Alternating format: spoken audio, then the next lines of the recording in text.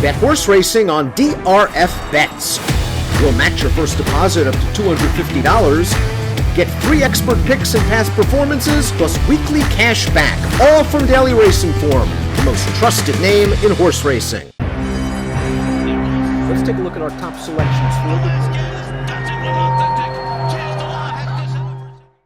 Dan Illman, Mike Beer, race number 7 at Belmont Park on Friday is the Grade 2 True North Stakes. We're going 6.5 furlongs, $300,000 is the purse. Let's take a look at this field. There are some nice sprinters in here, Mike, especially the number 1, Firenze Fire. And Firenze Fire, all he's done is win 13 races, 6 of 9 at Belmont, $2.3 million in his career, and he just usually shows up with his race every single time.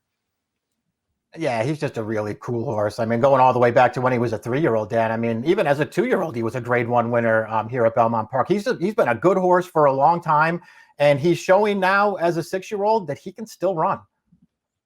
He draws the inside post here. He usually breaks very well. He's not going to make the lead, I don't think, if American Power breaks, however, and Timeform US agrees with that assessment as we throw up the pace projector. American Power does have speed. Firenze Fire and the Classy Flagstaff, they're tactical. We're not expecting a blazing pace at this 6.5 furlong distance, but it's good to know a horse like Firenze Fire can stay close. What do you think of him breaking down inside? Do you think he's more effective outside horses?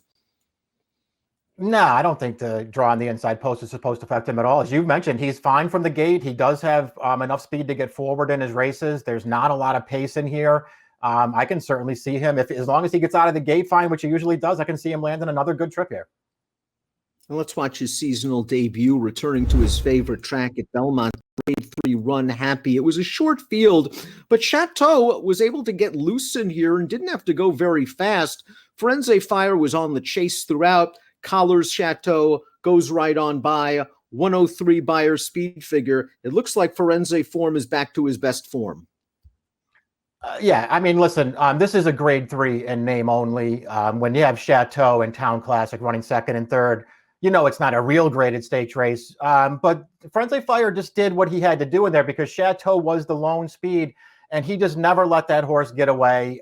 Once he had him in range in the stretch, he's a way better horse than Chateau is, and he won the race as easily as he was supposed to, and he got a figure for it. I don't know what to say, Dan. He's in another good spot here, and he's way the horse to beat.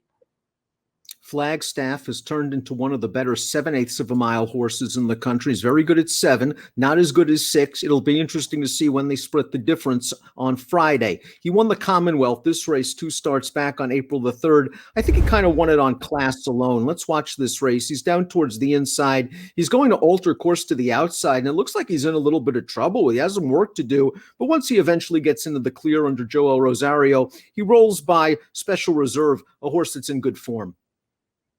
Yeah, I mean, he ran fine in this race. All in all, the trip worked out for him. He did have to alter out wide there in the stretch, but he got clear with plenty of time.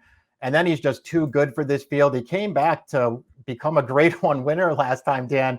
When you watch that race, I mean, I don't know about you. There was never a point in the stretch of the race where I thought he was going to win. But he was dead game in there, and he found a way to get it done in a blanket finish. And he is tactical. He can sit sort of that second flight, trip off of the speeds, and keep an eye on how things are going early. Big Engine is up next. This is a horse who's stepping up in class, 3rd in the Affirmed Success Stakes against New York breds last time out. Listed as a vet scratch on May the 20th. A likable New York bred, tough spot here. Yeah, he just feels like this is probably going to be too tough for him. They're just taking a shot with him in this race and maybe hoping to pick up some black type. Maybe they'll get it. American Power, the expected speed of the race, won the Grade 3 Toboggan over the winter at Aqueduct, going 7/8 of a mile. Let's watch his most recent start. This is a high-level optional claiming event. I believe he was entered for the 100,000 in here. And American Power finished second to Looking at Bikinis. Let's watch the Looking at Bikinis race against American Power.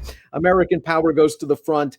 Not a ton of pace on in here, Mike. We see Looking in Bikinis in behind, and Looking in Bikinis is looking for room. Looking in Bikinis has to go sideways in mid-stretch. By the time he gets clear, he's covered a lot of ground, and he still is able to come get American Power. Looking at Bikinis just ran the better race, didn't he?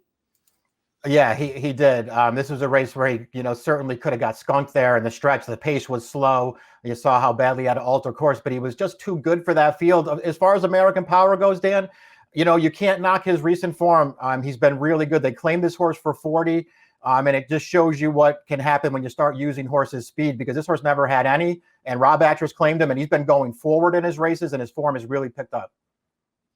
And as for looking at bikinis, I wonder if Chad's just finally figured out that this is a horse that wants to go 6.5, 7, and at most maybe a 1-turn mile.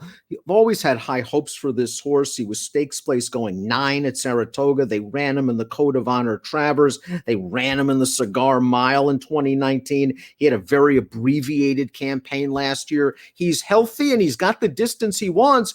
And it's quite possible we haven't seen his best race yet, while we've likely seen the best of the Flagstaffs and the Firenze Fires. Yeah, I think those are the positives. Those things that you just mentioned. He probably does have to improve to beat the two horses drawn down to the inside. Maybe he can do it, Dan. He's still very lightly raced, and I think you maybe hit on the key point. It just feels like sprinting is probably what he wants to do. He's 3 for 4 sprinting in his career, and the only time he lost was off that layoff at Keeneland last October, where he got hooked up into a duel early and got tired late. I mean, this horse was good last time. I know it wasn't a great field, but he overcame a lot to beat that field, and he earned a solid figure for it. I think he could improve again. Wicked Trick cuts back in distance off a solid runner-up effort in the Grade 3 Westchester behind Met Mile-bound Dr. Post. Let's watch Wicked Trick's race down towards the inside. I don't think he wins with a clean trip. He gets stopped a little bit on the far turn and into the lane, and he's down in tight inside. I've just never really thought of him as a graded stakes caliber horse, but he ran his race here. He certainly did. And this race came back fast. You see him getting the 101 bar. That's the second time he got a 101 in his career. And he did run well, Dan. He had to alter course. He's going to get up, gamely get up for second over Mr. Buff at the end. He runs well in here. I guess the flip side of this trip is, if you go back to the race prior, that's the Looking at Bikinis race we just watched. And that's what Looking at Bikinis had to do behind this horse and still ran past him. It makes me just feel like Looking at Bikinis is probably the better horse of the two, but this horse ran well last time. Feast or Famine for Fat Man, who occasionally runs a big race, Mike. He has several triple-digit Beyer speed figures on his resume, including a score 2 starts back at Gulfstream. Last time out, he was beaten by Flagstaff, and that was the most blanket of finishes you're ever going to see in a Grade 1 stakes race. It certainly was. It's hard to have a lot of confidence with anybody out of that Grade 1, although I guess if you wanted to give Fat Man the benefit of the doubt, he was down on the inside the entire way. He got held up behind horses just a little bit at the top of the stretch. Then he got room, and he was just sort of finishing along with everybody else down there. He's run a few fast races in the past, though, Dan. I mean, if he runs one of his good ones, he can beat this field. Top pick time for the Grade 2 True North Stakes.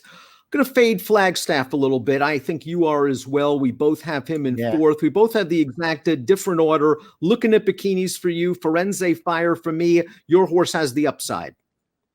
He does. Listen, Firenze Fire's way the horse to beat in this race, Dan. I'm not, way against him in here. I just felt like if anybody could beat him, maybe it was Looking at Bikinis. So I'll take a little bit of a shot.